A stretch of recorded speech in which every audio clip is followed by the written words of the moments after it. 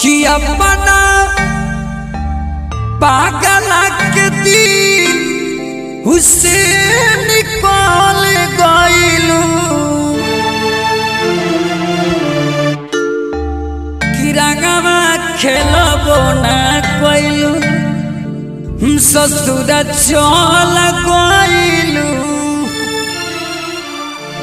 यही फागुन के महीना में एगो प्रेमी एगो प्रेमिका के भाव बा लइका बा कहता कि बताबो तू तो अपना राजा जी के संगे होली मनावत हो बढ़िया से, हमारे यहाँ अब के होली हमार फीका रह गए।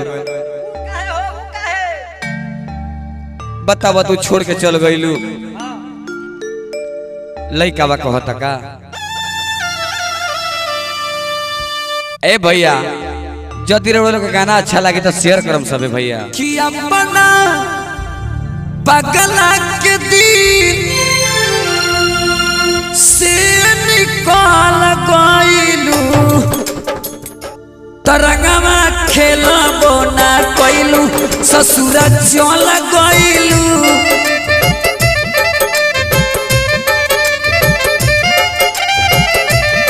रंगवा खेलबो ना कइलू ससुर चल गइलू।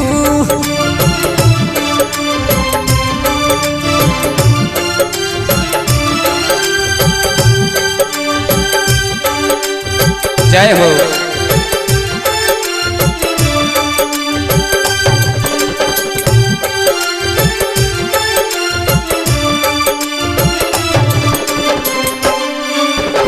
अरे दिया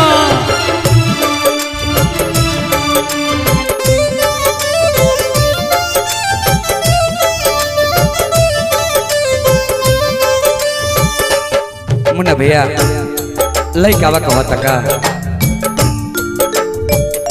तू ही बताओ कैसन खेललू हो खेला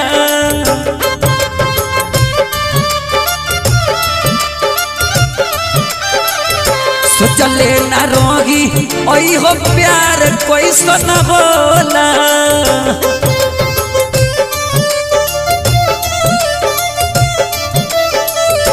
तू ही बताओ कैसन खेललू हो खेला सोचले ना रोगी हम प्यार कैसन होला।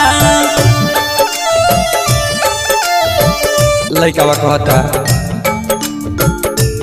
तू तो रहलू भोला भाला हो तू भाल गइलू।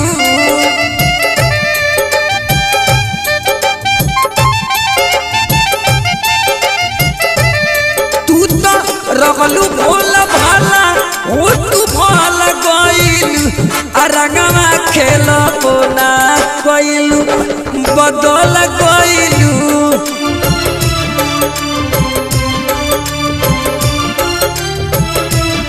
रंगवा खेलबो ना कइलू हो बदल गइलू।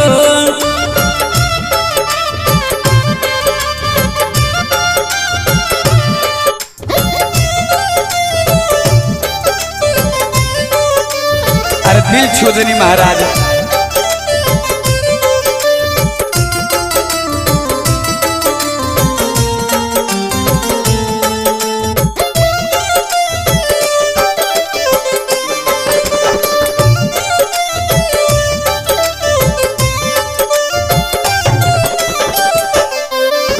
होली हो होली हो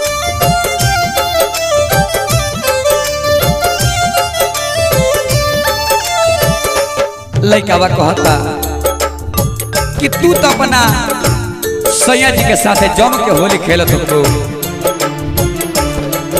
हमारे यहाँ का होता तारा तनी को पता नहीं थे।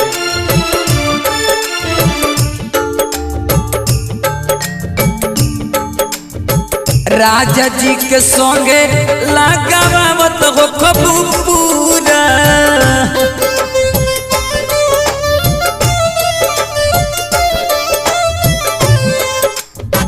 बोतल रम खोल के बैठल पारे दीपक मुना।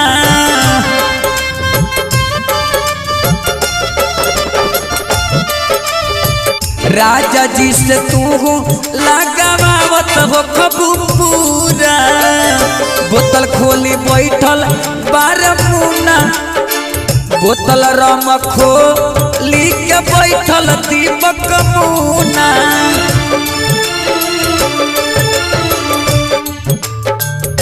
कि हम ना सोचले रमनी ऐसो छल पाइबू कि हम ना सोचले रगी ऐसो छल पाइबू रंगवा खेलबो ना कइलू ससुर चल गइलू